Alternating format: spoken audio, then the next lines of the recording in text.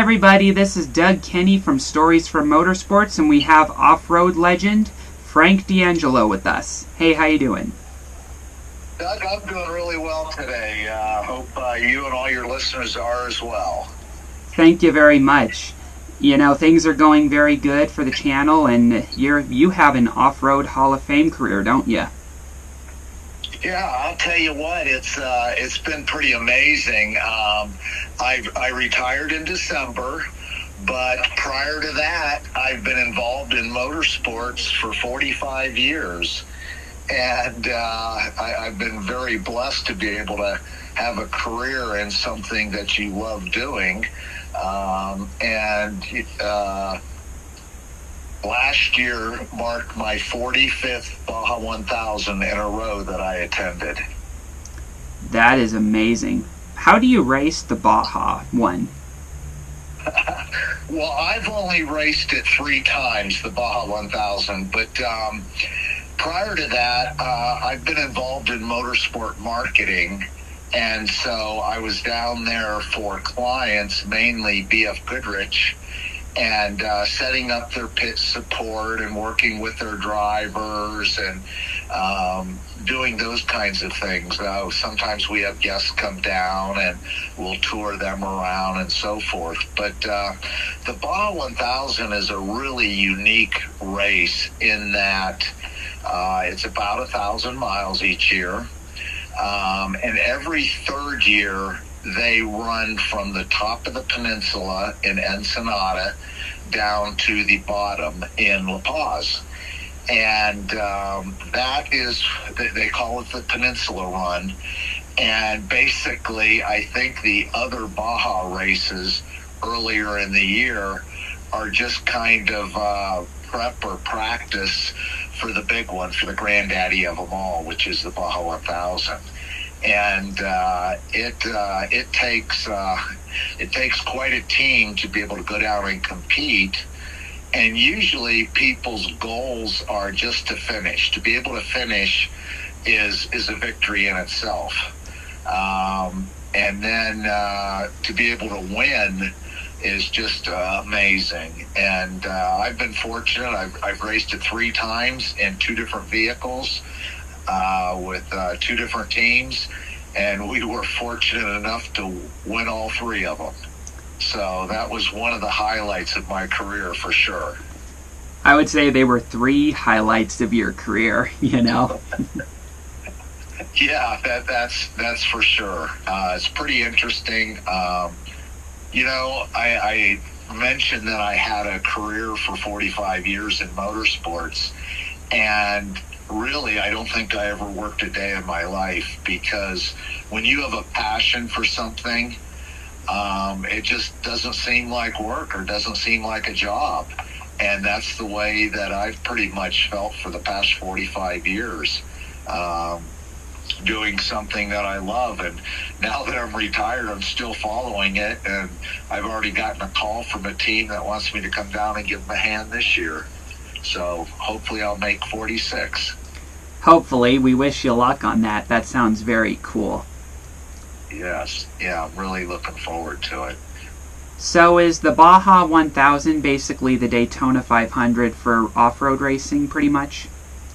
Yes, it is. Yes, it is. You know, it's one of the top 5 motorsport events in the world. It's recognized worldwide. And there are people that come from all different countries, different states. You know, they'll have on an average of 300 entries, from motorcycles to buggies to stock trucks to unlimited trucks.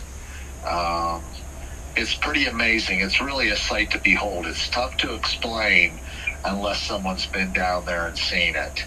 And, you know, the one thing that a lot of people ask me about Baja, well, aren't you worried? Don't you get concerned about going into Mexico? Because there's so many stories that take place. But actually, I don't. I almost feel like it's a second home, if you will. I've spent so much time down there.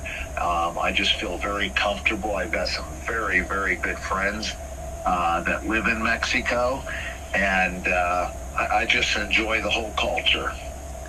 That's really amazing. Yeah, Mexico has brought up some pretty big names in racing, like Daniel Suarez and Jose Lagarza, who almost won an Indy 500 back in the 80s.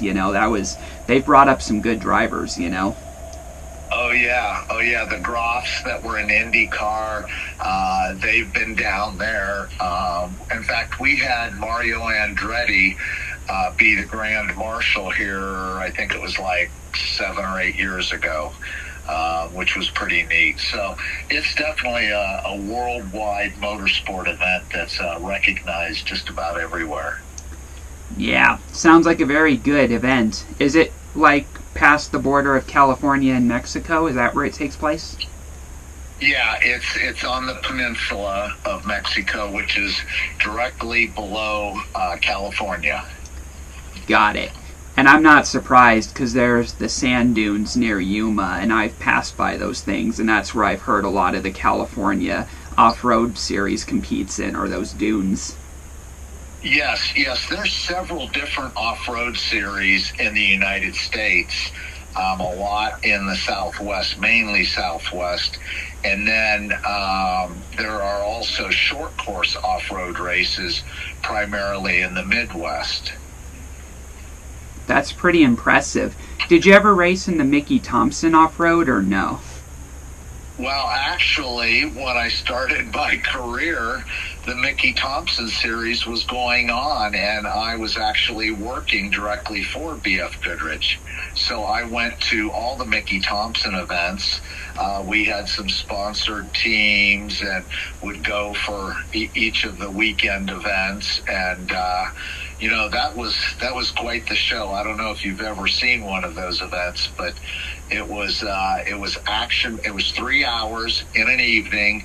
People would come in, very clean environment in the stadiums, nice seating, and 3 hours of action-packed racing. It was phenomenal. I think Mickey Thompson was probably ahead of his time when he came out with that. Yeah. It's a shame how his life was cut short. Wasn't he murdered, or am I thinking of someone else? No, him and his wife were. Yeah. That was pretty tragic. That was pretty tragic. Yeah, it definitely was. It took a long time, I think, to figure out who did it, but that was very tragic. Yes, for sure. So, one of the questions, Doug, that I get asked a lot is, how did you get involved in off-road racing? And it was really pretty unique. Growing up, I didn't really have a normal childhood. And probably because of that, when I started college, the career path that I took was criminal justice. And really didn't have much interest in racing or didn't know much about it. And went through college, got a criminal justice degree, and was going to go to work in that field so that I could go back to school and be an attorney. And lo and behold, the job that I went after didn't pay that much. And so I turned it down, and ended up, a friend of mine was selling a horse. And I'm into horses. I've had horses since I was like 6 years old.